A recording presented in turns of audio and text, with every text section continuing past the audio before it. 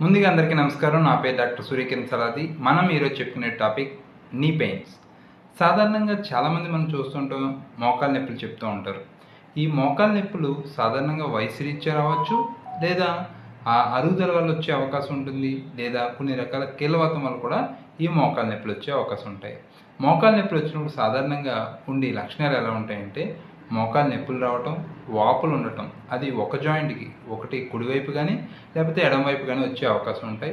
దాంతోపాటు మోకాళ్ళు మెట్లు ఎక్కుతున్నప్పుడు కానీ దిగుతున్నప్పుడు కానీ నొప్పులు వచ్చే అవకాశం ఉంటాయి. మోకాలు నొప్పులు వచ్చినప్పుడు కొంచెం టక్ టక్ మన సౌండ్ అంటే క్రిపిటేషన్స్ ఉండే అవకాశం ఉంటాయి అన్నమాట. ఈ లక్షణాలు ఈ మోకాలు నొప్పులు వచ్చే అవకాశం ఉంటాయి అన్నమాట. సో సాధారణంగా పేషెంట్ ఎప్పుడు కూడా కూర్చుని లేచినప్పుడు ఫస్ట్ నడలేకపోతున్నానండి, చాలామంది కింద కూర్చోలేకపోతున్నాను అంటే మోకాళ్ళ మీద కూర్చోలేకపోతున్నానని ఇలాంటి లక్షణాలు చెప్తూ ఉంటారు.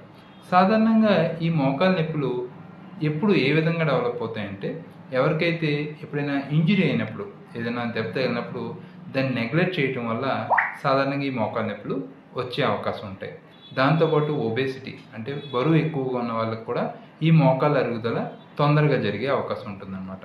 అదేవిధంగా కొంతమందికి ఈ మోకాలు నొప్పులు కొంతమంది ఎక్కువ ఓవర్ స్ట్రెయిన్ అయిపోవడం వల్ల, వాళ్ళు ఎక్కువ బరువైన పనులు చేయటం వల్ల కూడా ఈ మోకాలు నొప్పులు వచ్చే అవకాశం ఉంటాయి అన్నమాట.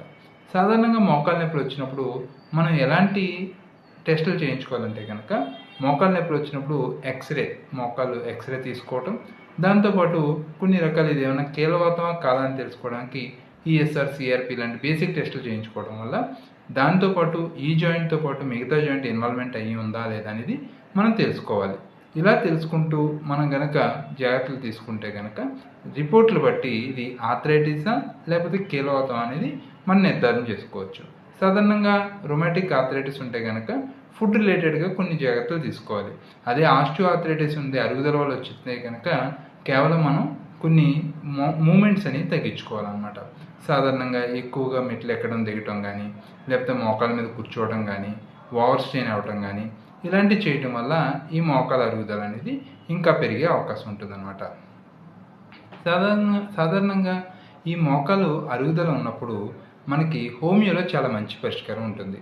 హోమియోలో ఈ యొక్క ఆస్టియో ఆర్థరైటిస్ ప్రాబ్లం ఉన్నప్పుడు చాలా మంచి రూటా 200 అనే మందు వాడటం వల్ల చాలా మంచి పరిష్కారం దొరుకుతుంది. అదేవిధంగా ఎప్పుడైతే నేను కూర్చుని లెగిస్తుంటే నొప్పి వస్తుందండి అంటే కనుక రూస్టాక్స్ 200 అనే మందు చాలా బాగా పనిచేస్తుంది. ఇవన్నీ బేసిక్గా వాడే మందులు. కానీ పూర్తి స్థాయిలో మనకి ఈ ఆస్టియో ఆర్థరైటిస్ లేదా రొమాటిక్ ఆర్థరైటిస్ ఆఫ్ నీ అనేది తగ్గాలంటే కనుక ఖచ్చితంగా మనం ఒక కాన్స్టిట్యూషనల్ ట్రీట్మెంట్ తీసుకోవడం వల్ల హోమియోలో చాలా మంచి పరిష్కారం దొరుకుతుంది. Thank you very much. Me doctor Surya Kiran Saladi.